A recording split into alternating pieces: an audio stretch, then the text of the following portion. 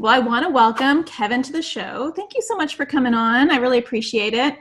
My pleasure. Yeah, thanks for having me. Yeah. So I wonder if you can just go into a little bit about how you got started as a clinical director and kind of your journey to where you are right now. Yeah.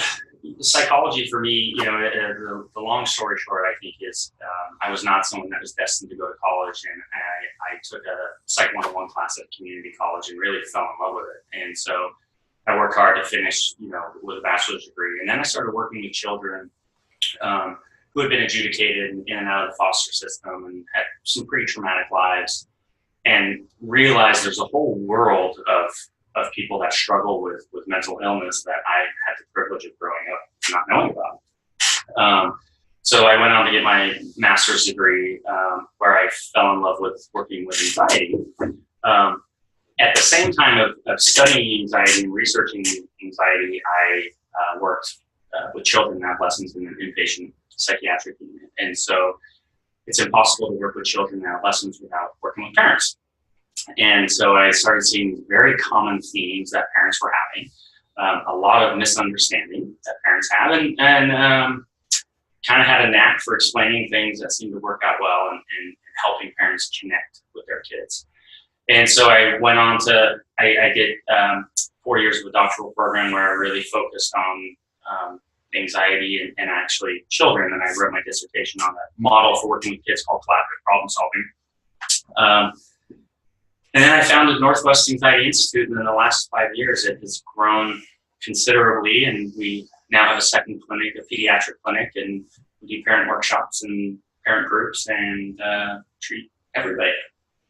That's awesome. It's so funny. I actually have like a really similar evolution, Really? that because I got started doing my internship. They by accident put me into a foster group home with duly adjudicated teenagers. Yes. And I wasn't going to work with kids, and I fell in love. So, and then I worked in a treatment center. So it's like, that's the life lesson that working with that type of population, those kids that are, they're a challenge to work with, but they're also just little kids.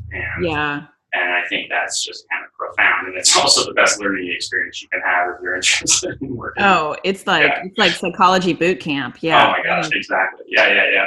I still have some trauma from that. Absolutely. Yeah, for real. Yeah.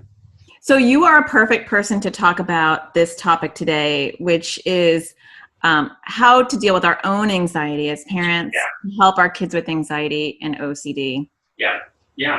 It's actually a huge topic. I just surveyed my audience, and I was surprised that out of like 460 people that responded, the biggest struggle that people had was self-care and their own anxiety, which I wasn't expecting that. I wasn't expecting that answer. Yeah. Well, the first thing I think is that's really important to think about is the goal as parents is to try and have your child be responsible for their own emotions. And that's really, really hard, because when our kids are hurting or sad, like, we want to take that on. And so if you see that as a goal, then you can give up a lot of your stuff when your kid is distressed and not make it your responsibility to shift that emotion.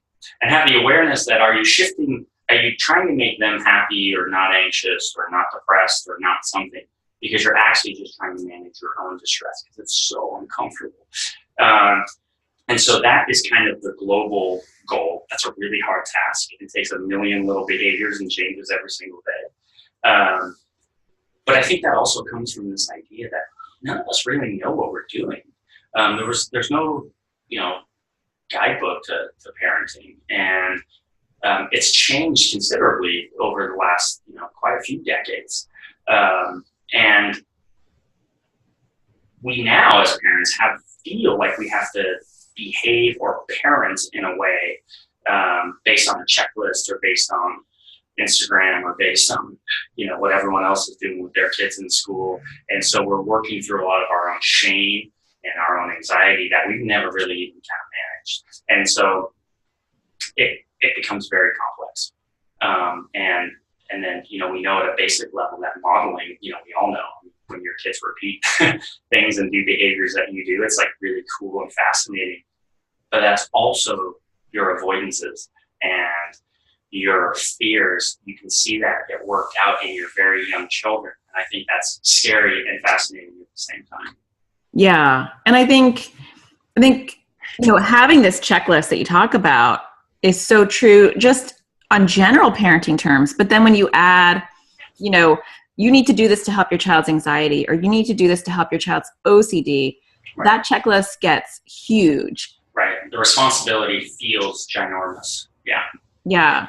And a lot of times I'll get questions like, Natasha, how do I know if my child is having mental compulsions? Or how do I know if she's doing the ERP? Right. And I'll say to parents, you're missing the boat completely because one, you're not psychic, so good luck with that. But two, it's their journey. And so it's I liked what you said about this is their journey. You have to empower them, give them the tools, but then it's what they do with it. There's only so much you can do.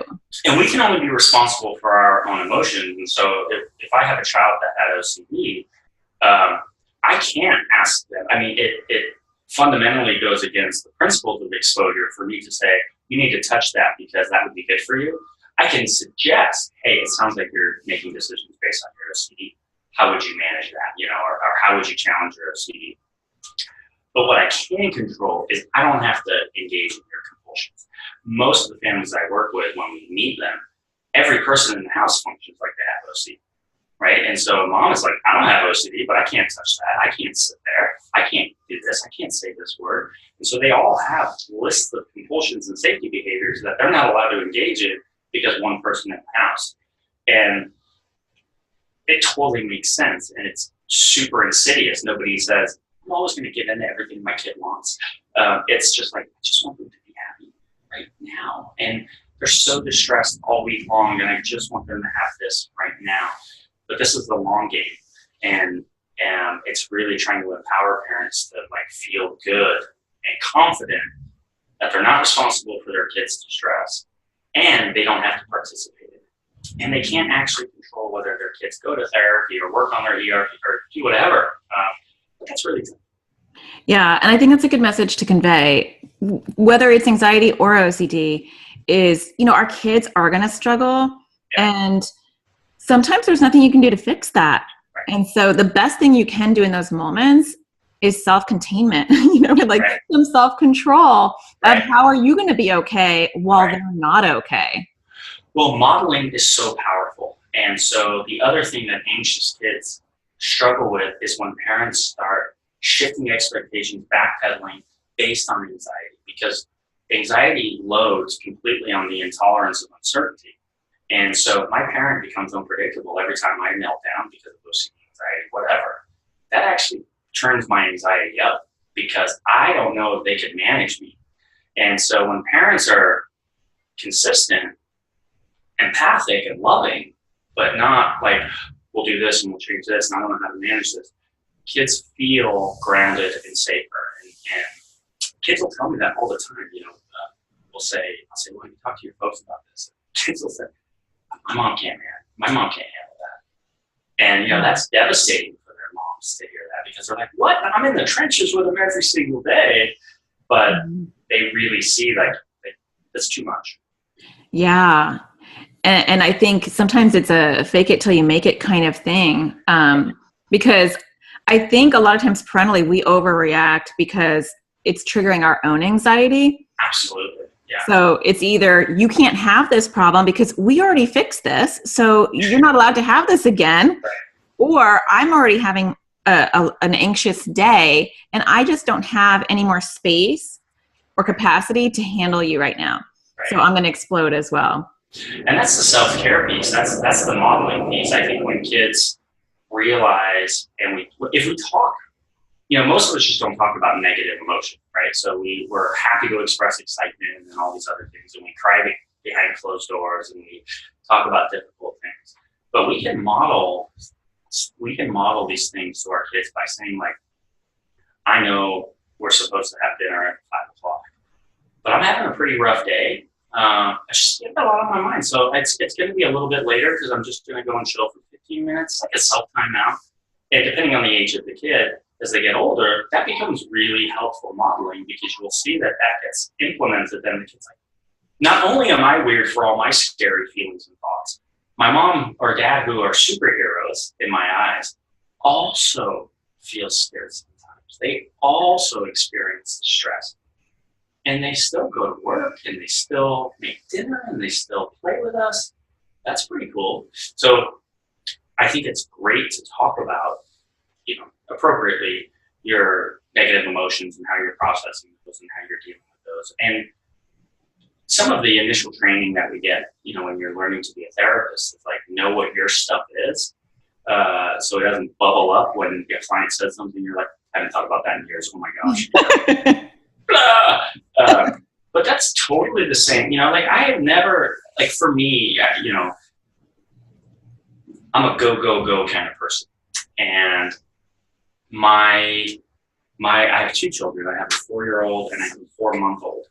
And when my 4-year-old was born, and I was home with her, I started feeling really, really anxious.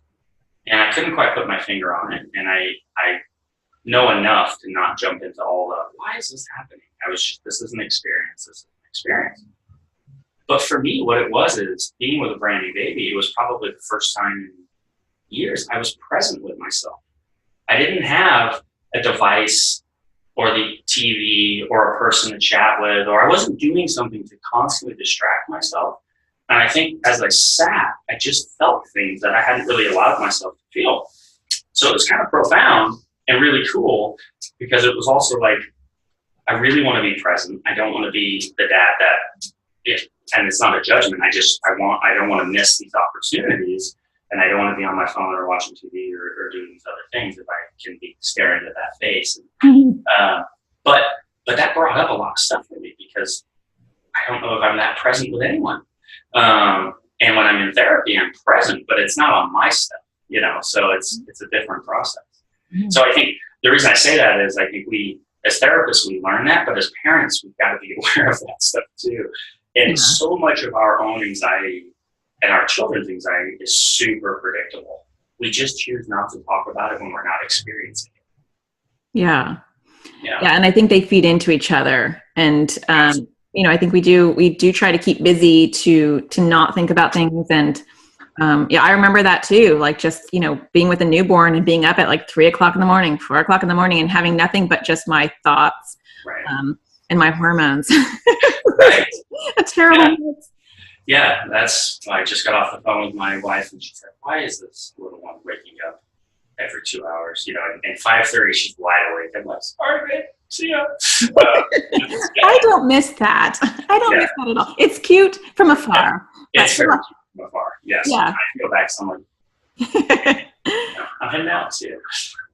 But I want to go back to your point because you had a really good point about modeling, our own stuff in an appropriate way. And I think that's also part of where parents maybe feel anxious is it's okay that this thing is going to be messy. It's okay that you're going to have really bad days. I have really bad days and that's a learning moment eventually because, I will have my son had just really bad period recently, for about a month. He had some activation syndrome. He went on some medication and it was just a nightmare. And I was really at my wit's end. And, towards the end of that, he said to me, Mom, take a breath before you roar. And I was like, first of all, who told you that? Because I never say that. That's pretty cool. That's pretty great. Yeah. I know. I was like, where are you getting this stuff? It's good material. Yeah. But also, it was eye-opening, that all the seeds I'm planting are being, even though those aren't my words, that's my message. And then I was really appreciative and I can come back and say, you know what? Thank you. I was out of control. And I appreciate your calmness when I was having a rough moment. So I feel like things don't have to go perfect. You just take every messy moment and you turn it into a learning experience. And that's exactly it. And one of the biggest problems that drives so much anxiety for parents is there's this feeling that everybody else is doing it right and you're not. And it's just not true. And there's no right way. There's no wrong way. It's just get through what you can. And we know that children do just fine. Kids are extremely resilient and they manage things just fine. And so all these little extra things that we try and do to be the perfect parents and making sure they're having these amazing experiences. You know, they're never looking at the TV because, oh my gosh, or maybe they do, but I would never tell my friends that because, you know, and everybody's kids are doing that. Nobody talks about it. But it's accepting that, like, we're all imperfect in lots of ways. And a lot of this stuff we don't know because every child is different. So even if you have multiple children and you think you've been through it, every temperament, every interaction, things have changed since then. Your temperament has changed, your life has changed, and there's no cookie cutter plate for this stuff. So yeah, I think the modeling is not modeling how to do things well, it's modeling vulnerability. It's modeling that things are just hard, and the only place we can be is be okay with that. Yeah. And I think it's just that acceptance piece of accepting, you know, that you had a bad, ugly parent moment, or your kid is having a bad, ugly kid moment, and it just is what it is. And there's nothing that's going to be able to fix it in that moment.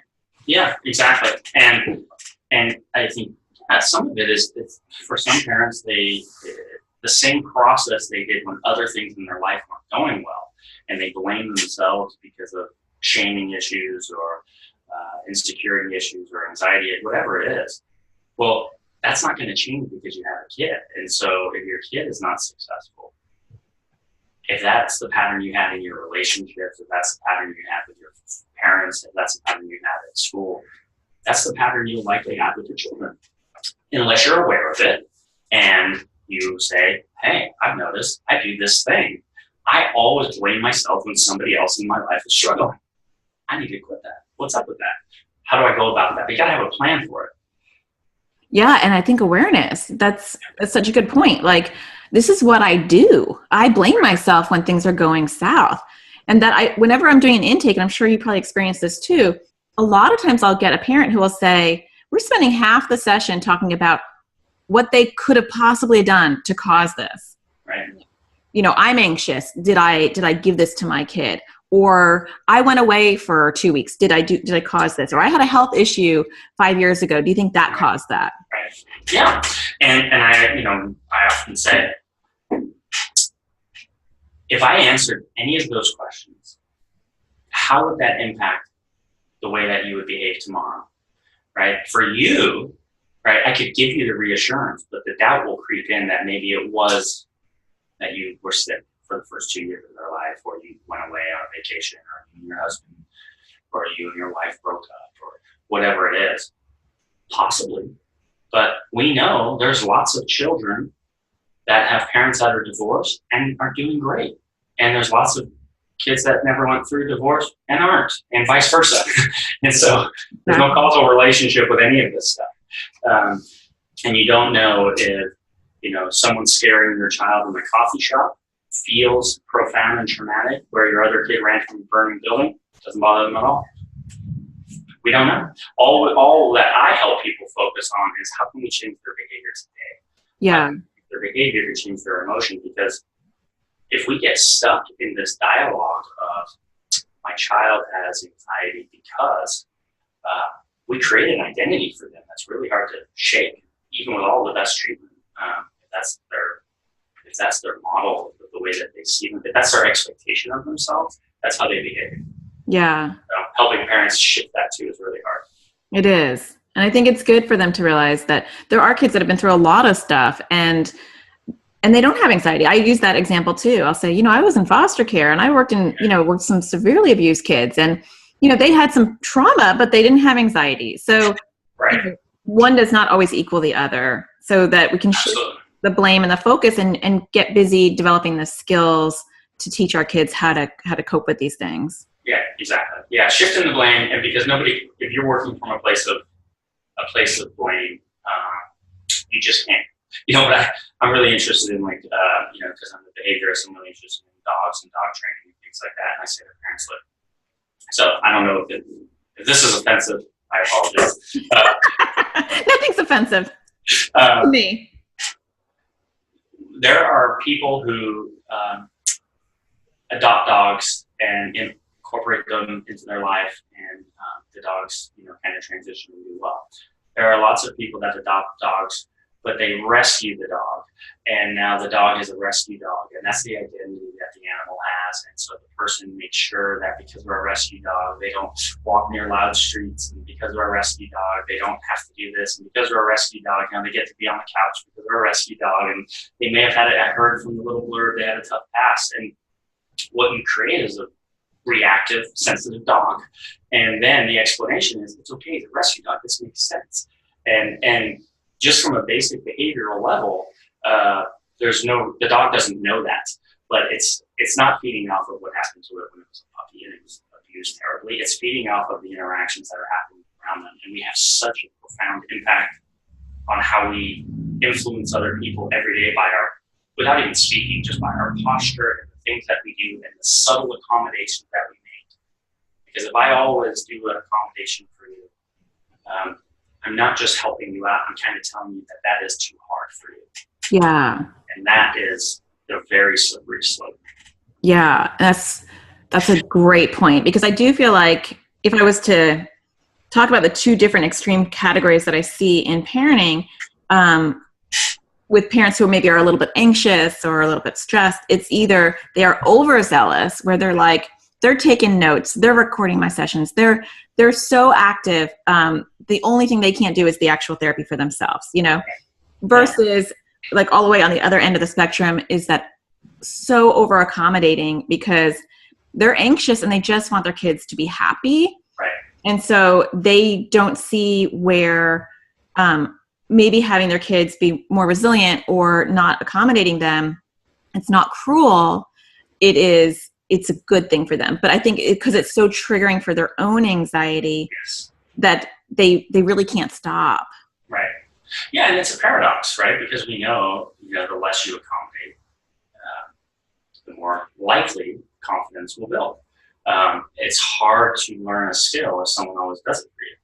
And I get that it feels really, really uncomfortable. And you have to live it, and you have to be there for 100 of those behaviors every single day. But again, it goes back to once you accept that you're not responsible for your child's emotional well-being, things get easier. And what's so interesting about this, having a 4-year-old, and I'm sure it'll shift, is developmentally, I think most people are on board with it. My wife just said on the phone, she's in her room crying right now. And I said, "Oh, what'd you do to her?" And she said, "Well, we were going downstairs to play Princess Sophia. And she wanted me to carry 5 little figure toy things. And I'm carrying our other daughter. And so I said, "No, you can carry those." "No!" She runs into her room. Now, if my wife feels bad at our daughter's staff, she's going to say, okay, come on out. I'll carry those down. Let me go put your sister down. I'll pick them up. But I don't know if people do that for a 4-year-old. People are like, "Oh my gosh, you're 4. This is like, you're melting down." Totally okay. But if you're 10 or you're 8 or you're 12 or you're 14, we jump in very, very quickly because there's an experience that we want to protect. And I don't know if that's from just a relational level, like we know our 4-year-old will just depend on us no matter what, or if it's something else. And another example is, last year when we started preschool, she cried, she didn't want to go. And everybody in the room was very calm. And the teacher came over and said, "Goodbye, parents." And that, and I think most people, our friends, people that aren't interested in psychology or understand any of this, would say, "Well, of course she has to stay and learn that's okay." But that somehow, and everybody gets that at this age. And that was really interesting to me. But later on in life, people don't apply that same wisdom or principle. When their kid is distressed, they say, "Well, of course you don't have to do that if it makes you uncomfortable." But we get that is true for every other part of our life or every other experience other than emotion. Physical stuff, athletics, academics, where everyone's okay with making your kid work hard and feel challenged. So academically, yeah, you have to be challenged to get better. Physically, you have to run to play soccer every day because your muscles get bigger and your muscles hurt totally. But emotionally, we're like, oh, you're uncomfortable? Well, let's just protect you from that. So it's. And I think part of it, I think it's a twofold. I think one, parents need to know that it's okay and that they're helping. So a lot of times parents will say, I just need you to tell me, Natasha, that this is an okay thing to do. And I feel okay. And then I think the second thing is your kid is not going to like you for it. They're not going to necessarily appreciate you in the moment. And so they are going to, and I do feel like it's good to find some middle ground. Like with my kids, 3 anxious kids, 1 with OCD, we talk in challenges every day. So it's like, I want to go brush my teeth, but it's dark in there. Will you come with me? And, with my 6-year-old, it's like, this is probably like a daily thing. And I'll say, I can come with you, but, I'm giving a high five to your worry cloud. Or you could take a challenge. It's a game show at my house. You can take a challenge. I love it. Yeah, you can go by yourself. And there's a challenge prize box, and it is constantly part of our vernacular and discussion. Cool. I'm not going to automatically get up and help her, but I'm also not going to force her because I want it to be her choice because it's her journey. Yes. And then and that balance is awesome. Yes. Yeah. And I think some people aren't there because I'm there because when I give birth to kids, they're anxious. So we start training from the womb onward. That's our thing. But I think there's a lot of parents who are playing catch up. They just got a diagnosis or they've been accommodating for years and they're going to start to pull back, start to empower, but their kid is imploding. Right. So I wonder what some suggestions you have for parents who they need to tune out their kid who's just going to melt down and spew some hatred, and they're going to feel really anxious about it. How do they stay calm in the moment? Yes, and your point is very good, and I want to be clear that I often talk about this, and I get feedback that it sometimes feels like I'm saying, so stop accommodating, right? But it's so nuanced, right? And it's a delicate balance, right? And again, nobody wakes up with 100 accommodations for their kids. And so I understand that if you don't, even if you have no idea it's OCD, when your kid says, hey, Dad, can you open that door for me? Sure. I don't mind. Why not? Right? I will be a gentleman.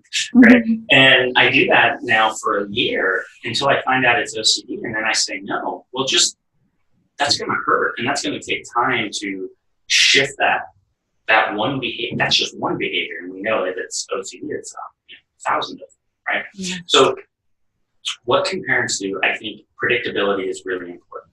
And so anticipate the worst. And ask yourself, how are you going to manage that, and what does that actually mean? Kids are the meanest to the people they love the most. And so remembering that is so important. And knowing that when people are, coming from a place of raw emotion, they say and do things and behave in ways that it's not them. And having space and being non-reactive is really, really important, because what parents try to do with kids with anxiety disorders is they try and parent from a conventional wisdom point of view. Don't you yell at me. If you behave poorly, you're grounded, kind of thing, while also trying to balance these really subtle nuances. So if I remove accommodation and the kid flips out and swears, and my first response is, you're not allowed to swear in this house. Well, now I'm creating another meltdown because so expect that, be okay with it, and have a plan. And we all feel better when we have a plan. And also be strategic about what accommodations you're going to reduce. This is part of therapy. What accommodations you're going to reduce, when you're going to reduce them. So don't do them at bedtime. Don't do them when children are hungry. Don't start them then, right? It may become part of that. So maybe your first attempt at reducing an accommodation or a safety behavior is at noon on a Saturday, when a couple of your other kids are out, they're doing something, and everybody's aware that it's going to happen. We're all okay that the meltdown may occur. And when it occurs, this is like all anxiety. This is, OCD, this is anything. When anxiety whispers in your ear, do this or else, your kid melts down, and we can say to ourselves, Yeah, of course. I totally expected that. This is so predictable. There's a lot less reactivity that comes from it, because that's the fear. You haven't thought this out, or at least spoken about it with your partner or a friend or a therapist or someone else. You're then trying to make decisions on the fly, and you don't know what's going to happen. It feels very, very scary. So planning it out, I think, is really helpful. Yeah. And I think a lot of people don't plan it out. I think most people don't plan it out. And I think that's so important. So expect that they're going to implode and they're going to say things. Don't get caught in that rabbit hole of talking about new behaviors. Like, why are they disrespecting you? And why aren't they going to their room? Leave all that aside. Right. And then I think just containment, noise canceling headphones that can be your friend in that moment if you're having a hard time. Also, I think in my house, we call them zones. And I say, there's zones you can go to when you're upset. Yeah. So, go in your beanbag, go in your pod chair. We have a lot of weird stuff. Yeah. Go jump on your little trampoline, go in my room and put your headphones on so you have a quiet space. So I think developing over time places where your kids can go when they are out of control can be helpful too, but they may not. They might just plop in the dining room, follow you around because they want you to do whatever they want you to do, or they don't want to do whatever they aren't supposed to be doing. Right. So sometimes it is literally just trying to keep yourself calm and non-reactive, which can be tricky. And some of it, I think if you get very, very specific, and this is what I do with people with OCD, very, very specific about what can be said, what can your OCD come up with that is just going to be cruel and rude and mean. Because when it comes, you can go, it's so predictable. Of course you threw that out there, right? And so kids aren't that sophisticated, especially when they're emotional. So it's going to be predictable. I hate you. You're the worst dad ever. I wish mom was home right now. Or, the things that you want to go, how dare you? I wish I lived with uncle blah, blah, or whatever it is. And it's not responding to that because it hurts your feelings. It's responding to that like, this is their distress talking. Right? Yeah. And when they say those things, you can be like, yeah, knew that one was coming. Oh, that's a new one. Or, yeah, knew that one was coming. And it really helps with that reactivity. And so, I think of likely, I don't know this to be true, but when you think of emergency people that are, over practiced and over trained to manage crisis and stressful situations, I'm sure that, somehow a police officer has to be prepared for and expect that somebody is going to say absolutely everything they can to get a reaction out of them. And the training is, this isn't you. Actually, working at residential, they would say terrible things about my wife when they were in trouble. And you have to learn to like, I actually really like this kid. And that's not him saying this. He is, how distressed must my child be right now to say such awful things? And if you see it from a place of empathy, you have a lot more patience with it. So they must be so distressed to say such hurtful things that they want this thing to stop. Yeah. And I think, coming at it from an empathic lens is probably the only thing we've got to remain patient. Yeah, I think that's really good points. So, and actually I'm going to be doing a Facebook Live in my private Facebook group, so nobody can be there, but you can join my private Facebook group on August 29th. I can't remember when, I think 12 noon Pacific time, on this topic on like how to handle, like how to know when it's the anxiety or OCD or the behavior, and then how to react differently. Because this is all the stuff that we're going to talk about is this tricky navigation.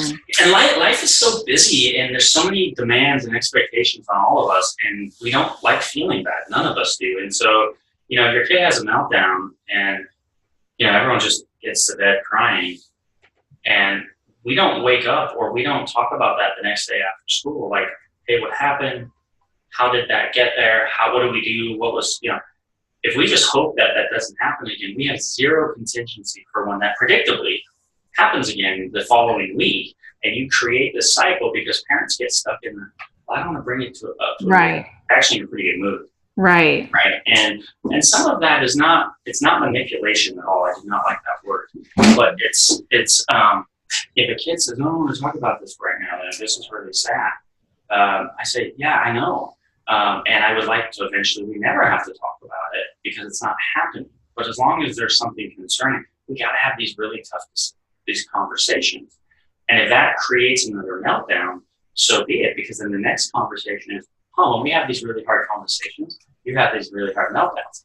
And if you can demonstrate that, I'm always going to come back to you and have a conversation about this stuff. It's not going away. You develop a dynamic where people learn, when I struggle, we have to process it. Yeah. And you don't use those terms. You sound weird like a therapist. It's like, we got to check in, dude. Like, we got to chat because you got a rough morning or a rough night. But people usually want to manage that at the nighttime. Yeah. So many behaviors are so predictable, and parents get like frustrated. For most parents, let's say that has a child that struggles to go to bed because of fear, anxiety, behavioral stuff, whatever it is, they likely have struggled for a long time. Yet tonight, when the kid struggles to go to bed, they're downstairs going, I can't believe they're not going to bed. They're not going to bed. It's like, I can hear them up there. They're not, it's like, well, yes, they haven't gone to bed for 4 years on time. Why did you think it would be any different? Exactly. We are so disappointed with our expectation. That's so true.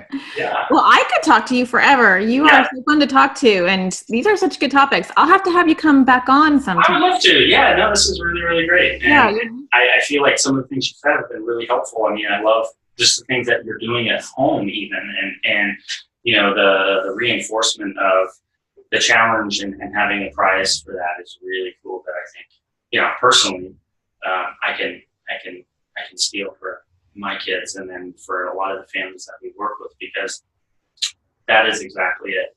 Lights off. I don't want to do it. Well, I'm not going to make you do it, but I'd like you to challenge yourself. And that's how you do it, right? That's how it has to be. You got to empower. Otherwise it'll never stick. Yes. So is there a place where people can find you or hear more from you? Yeah, I'm working on having a YouTube. I have a YouTube channel. And so it's called Fighting Fear with Kevin. And I talk about parenting and working with kids. And I also just talk about, there are 2 or 3 minute videos about the nuances of exposure therapy and challenging fear and those kind of things. And then my website is northwestanxiety.com. And so you can check that out. That's awesome. I will leave links below, links to your YouTube channel and your website. And I hope that we'll be talking again. Thank you so much. I appreciate it. It's great. All right. Take care.